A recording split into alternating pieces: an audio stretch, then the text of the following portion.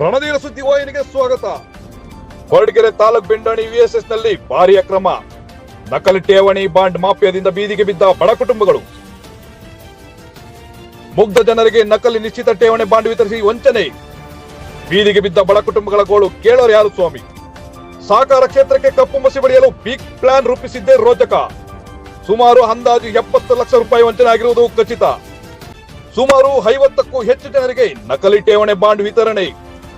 ಮಾಜಿ ಕಾರ್ಯನಿರ್ವಹಣಾಧಿಕಾರಿ Ramesh and team ನಿಂದ ವಂಚನೆ. ಮುಗ್ಧ ಜನರೇ ಈ ವಂಚಕರ ಟಾರ್ಗೆಟ್. ಕೆಲವರಿಗೆ ಮಾತ್ರ ಅಸಲಿ ಬಾಂಡ್ ವಿತರಣೆ. ಮುಗ್ಧ ಮಹಿಳೆಯರು ಹೊಟ್ಟೆ ಬಟ್ಟೆ ಕಟ್ಟಿ ಕೂಡಿಟ್ಟ ಹಣವನ್ನು ಠೇವಣಿ ಇಟ್ಟಿದ್ದರು. ನಕಲಿ ನಿಶ್ಚಿತ ಠೇವಣಿ ಬಾಂಡ್ ನೀಡಿ ಜನರನ್ನು ಯಾಮಾರಿಸಿದ ಕೊರಟಗೆರೆ ತಾಲೂಕಿನ ಬೆಂಡಾಣಿ ವಿಎಸ್ಎಸ್ ನ ಆಡಳಿತ ಮಂಡಳಿ. ಹಣ ದುರುಪಯೋಗ ಸಾಬೀತಾದ ಬೆನ್ನಲ್ಲೇ ಕಾರ್ಯನಿರ್ವಹಣಾಧಿಕಾರಿ HR ರಮೇಶ್ ರವರ ಅಮಾನತ್ತು.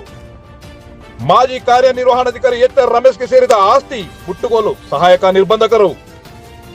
ಸಾರ್ವಜನಿಕರ ಹಿತಾಸಕ್ತಿ ಕಾಪಾಡುವ ದೃಷ್ಟಿಯಿಂದ ತಪ್ಪಿತಸ್ಥರ ಮೇಲೆ FIR ದಾಖಲಿಸುವಂತೆ ಸಾರ್ವಜನಿಕರಿಂದ ಒತ್ತಾಯ. ಬಿಡಿಪಿ ಸಾಲ ಸೌಲಭ್ಯದಲ್ಲೂ ಅಕ್ರಮ ನಡೆದಿದೆ ಎಂದು ಆರೋಪ ಮಾಡುತ್ತಿರುವ ಸಾರ್ವಜನಿಕರು ನಮ್ಮ ಠೇವಣಿ ಹಣ ನಮಗೆ ತಕ್ಷಣ ವಾಪಸ್ ಕೊಡಿ ಎಂದು DCC ಬ್ಯಾಂಕ್ ಅಧ್ಯಕ್ಷ KN ರಾಜಣ್ಣ ಅವರಲ್ಲಿ ಮನವಿ ಮಾಡಿದ್ದಾರೆ. ಇನ್ನಾದರೂ ಸಂಬಂಧಪಟ್ಟ ಅಧಿಕಾರಿಗಳು ತಪ್ಪಿತಸ್ಥರ ಮೇಲೆ ಕಾನೂನು ಕ್ರಮ ಕೈಗೊಂಡು ಈ ಮುಗ್ಧ ಜನರಿಗೆ ನ್ಯಾಯ ಕೊಡಿಸುವ ನಿಟ್ಟಿನಲ್ಲಿ ಕೆಲಸ ಮಾಡುತ್ತಾರೆ ಎಂದು ಕಾದು ನೋಡಬೇಕಾಗಿದೆ. ಏನ್ ಸಮಸ್ಯೆ ಅಂದ್ರೆ ನಾವು ದುಡ್ಡು ಇಕ್ಕಿದೀವಿ ಸರ್. ಎಲ್ಲಿ ಸೊಸೈಟಿಯಲ್ಲಿ ಇಕ್ಕಿದೀವಿ ಸರ್. ಅವು ಬಾಂಡ್ಗಳು ಸರಿಯಾಗಿ ಕೊಟ್ಟಿಲ್ಲ ನಮ್ಗೆ. ಎಲ್ಲ ಡುಪ್ಲಿಕೇಟ್ ಅಂತ ಕೊಟ್ಬಿಟ್ಟಿದ್ದಾರೆ. ಇವ್ರನ್ನ ಸೂಪರ್ವೈಸರ್ ನ ಕೇಳಿದ್ರೆ ಇದಕ್ಕೂ ನಮಗೂ ಸಂಬಂಧ ಇಲ್ಲ, ಇದಕ್ಕೂ ನಮಗೂ ಸಂಬಂಧ ಇಲ್ಲ. ಇವ್ರ ಹತ್ರ ಹೋಗಿ ರಮೇಶ್ ಅವ್ರ ಹತ್ರ ಹೋಗಿ ಹೇಳ್ರಿ ಅಂತ ಅವ್ರು ಹೇಳ್ತಾರೆ. ಅವ್ರು ಏನ್ ಹೇಳ್ತಾರೆ ಅಂತಂದ್ರೆ, ಅವರು ನಾನು ಮನೆಗ್ ಬಂದ್ಬಿಟ್ಟಿದ್ದೀನಮ್ಮ, ನಮ್ಮ ಮನೆಗ್ ಬಂದ್ ನೀನ್ ಕಟ್ಟಿದ್ಯಾ ದುಡ್ಡ?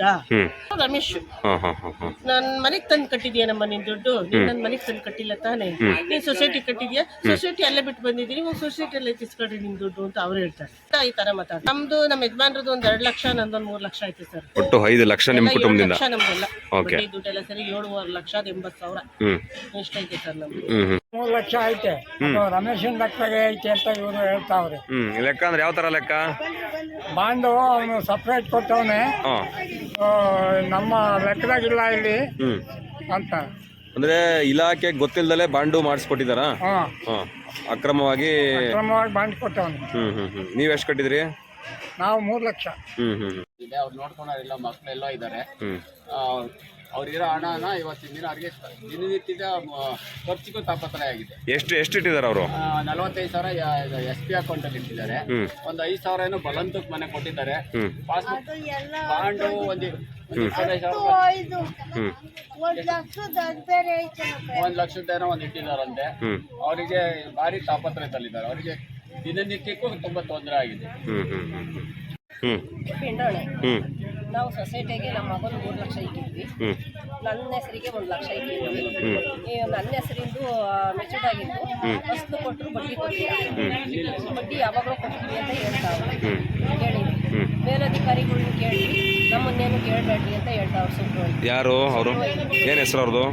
ಅವ್ರ ಹೆಸರು ತಿಮ್ಮರಾಜು ಹಂಗಂತ ಹೇಳ್ತಾವ್ರೆ. ಈಗ ಹೋಗಿ ಬಾಂಡ್ ತೋರಿಸ್ಬಿಟ್ಟು ಇವ್ರು ಡೂಪ್ಲಿಕೇಟು, ಹೈಯರ್ ಆಫೀಸರ್ನ ಕೇಳ್ರಿ, ನಮ್ಗೂ ಇದಕ್ಕೂ ಸಂಬಂಧ ಇಲ್ಲ ಅಂತ ಹೇಳ್ತಾರೆ. ಇವತ್ತೇನು ಕಾರ್ಯಕ್ರಮ ಇದ್ದಿದ್ದು? ಇವತ್ತು ಮೀಟಿಂಗ್ ಕೇಳಿದ್ರು. ಆ ಮೀಟಿಂಗ್ಗೆ ಚಂದ್ರಪಾಡಿ ಮೀಟಿಂಗ್ಗೆ ಎಲ್ಲರೂ ಕೇಳಿವಿ. ಎಲ್ಲರೂ ಕೇಳಿದ್ಕೆ ಅವ್ರೇನು ನೆಟ್ಗೆ ಮಾತಾಡ್ತಿಲ್ಲ. ಅದ್ರ ಜವಾಬ್ದಾರಿನೇ ತಗೊಳಕ್ಕೆ ಅವರು ಇಷ್ಟಪಡ್ತಾ ಇದ್ದಾರೆ. ಎಷ್ಟು ಜನಕ್ಕೆ ಈ ಥರ ಮೋಸ ಆಗೈತಮ್ಮ? ಸುಮಾರು ಅಲ್ಲೇ ಒಂದು 35-40 ಜನ ಜಾಸ್ತಿ ಆಗಿದೆ. ಎಷ್ಟು ಲಕ್ಷ ರೂಪಾಯಿ ಮೋಸ ಆಗಿರಬಹುದು? ಒಂದು 75-80 ಲಕ್ಷ ಆಗಿದೆ. ಆದ್ರೂ ಯಾವ ಅಧಿಕಾರಿಗಳು ಇಲ್ಲ, ಯಾವ ಅಧಿಕಾರಿಗಳು ಬಂದು ಇಲ್ಲ. ಇಲ್ಲಿ ನಮ್ಮನ್ನ ಯಾಕೆ ಏನು ಎತ್ತ ಅಂತ ಯಾರು ವಿಚಾರಿಸೂ ಇಲ್ಲ.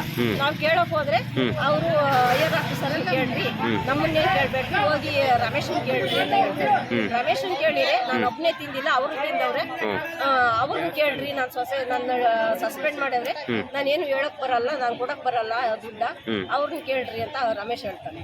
ಅಂದ್ರೆ ರಮೇಶ್ ಅವ್ರು ಯಾರ ಮೇಲೆ ಆರೋಪ ಮಾಡ್ತಾವ್ರ ಈಗ? ರಮೇಶ್ ಸೂಪರ್ವೈಸರ್ ಮೇಲೆ ಹೇಳ್ತಾವ್ರೆ. ಯಾರು?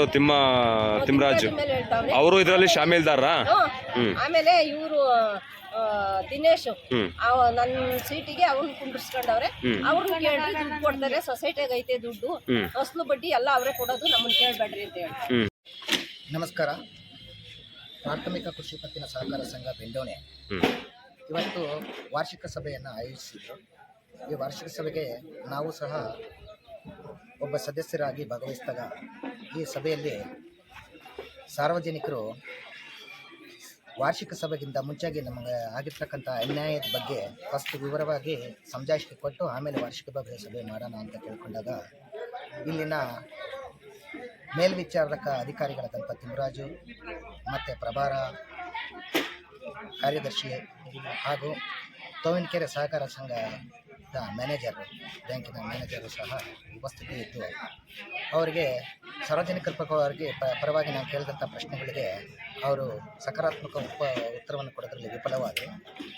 ಅಂದರೆ ನಮ್ಮ ಪ್ರಶ್ನೆಗಳು ಅಂತಂದರೆ, ಸಹಕಾರ ಸಂಘದಲ್ಲಿ ನಾವು ಠೇವಣಿಗಳನ್ನು ಇಡ್ತಾಯಿದ್ವಿ, ಬಾಂಡ್ಗಳು ಕೊಡ್ತಾಯಿದ್ವಿ. ನಾವು ಹಣವನ್ನು ಕ್ಯಾಶ್ ಮುಖಾಂತರ ನಾವು ಇವರಿಗೆ ಇಟ್ಟು ಅವ್ರ ಕಡೆಯಿಂದ ಬಾಂಡನ್ನು ಪಡೆದಿದ್ವಿ.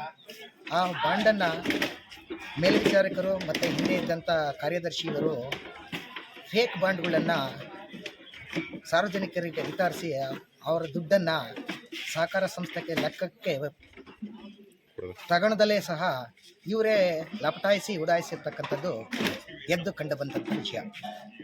ಇದರ ವಿಚಾರವಾಗಿ ನಮ್ಮ ಠೇವಣಿಯನ್ನು ವಾಪಸ್ ಕೇಳತಕ್ಕಂಥ ಸಮಯದಲ್ಲಿ ಮೇಲ್ವಿಚಾರಕರು ಸೆಕ್ರೆಟರಿಯ ಮೇಲೆ ಹೇಳ್ತಕ್ಕಂಥದ್ದು, ಸೆಕ್ರೆಟರಿ ಹತ್ರ ಹೋದರೆ ಮೇಲ್ವಿಚಾರಕರ ಹತ್ರ ಹೇಳ್ತಕ್ಕಂಥದ್ದು ನಮಗೆ ಸಮಂಜಸವಾದಂಥ ಉತ್ತರ ಸಿಗದಂಥ ಕಾರಣಕ್ಕೆ ಇವತ್ತು ನಾವು ಒಂದು ವಾರ್ಷಿಕ ಸಭೆಯಲ್ಲಿ ಮೊದಲು ಇದರ ಇತ್ಯರ್ಥ ಆಗಲಿ, ಆಮೇಲೆ ವಾರ್ಷಿಕ ಸಭೆಯಲ್ಲಿ ನಡೀಲಿ ಅಂತ ಕೇಳ್ಕೊಂಡಾಗ ಪ್ರಶ್ನಿಸಿದಾಗ ಇವರು ಸಮಂಜಸವಾದ ಉತ್ತರ ಕೊಡಲಿಲ್ಲ.